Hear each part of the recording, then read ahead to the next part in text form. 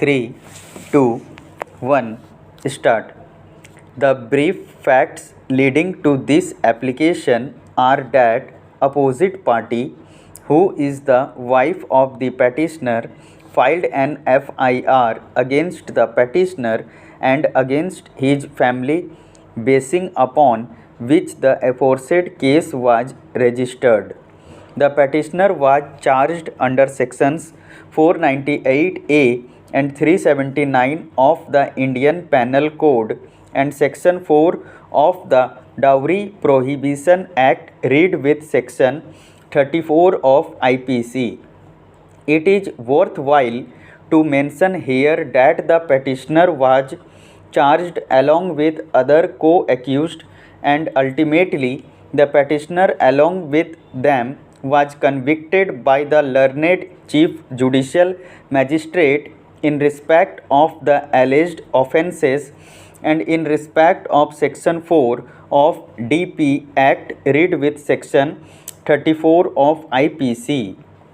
All of them were sentenced to undergo rigorous imprisonment for a period of 2 years and to pay a fine of rupees 5,000 each. The substantive sentences were ordered to run concurrently.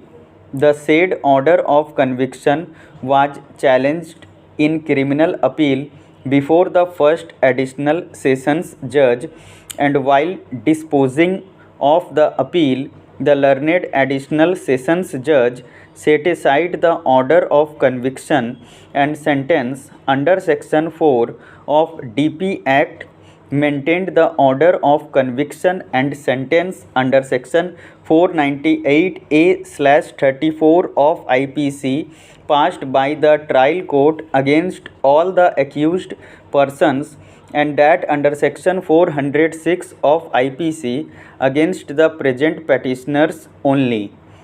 The said order of the appellate court was challenged in criminal revision.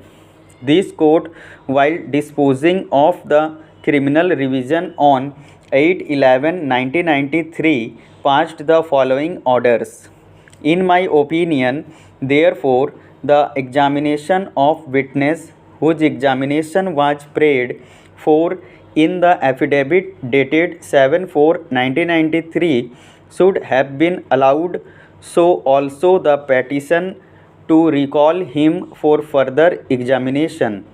Accordingly, set aside the order of conviction and sentence passed by the appellate court in the criminal appeal and remand it to the appellate court for disposal of the said appeal afresh after taking the evidence of PW4 and further examination of other witnesses as may be considered necessary in the opinion of the court in connection with the proof of the allegations made in the petition, and also after examining PW4 on being recalled and after examining such other witnesses as the court may consider for necessary consideration of the evidence that may come from PW4 on his re-examination, and shall dispose of the appeal thereafter in accordance with law. Thereafter, the case took a different turn. The petitioner instituted a suit for divorce in the court of subordinate judge, and the same was transferred to the family court.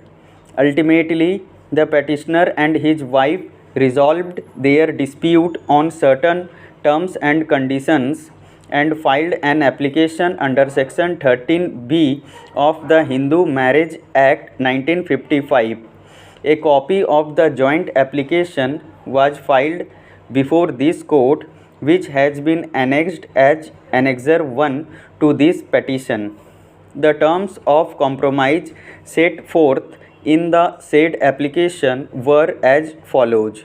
There shall be a decree for divorce dissolving the marriage of the parties.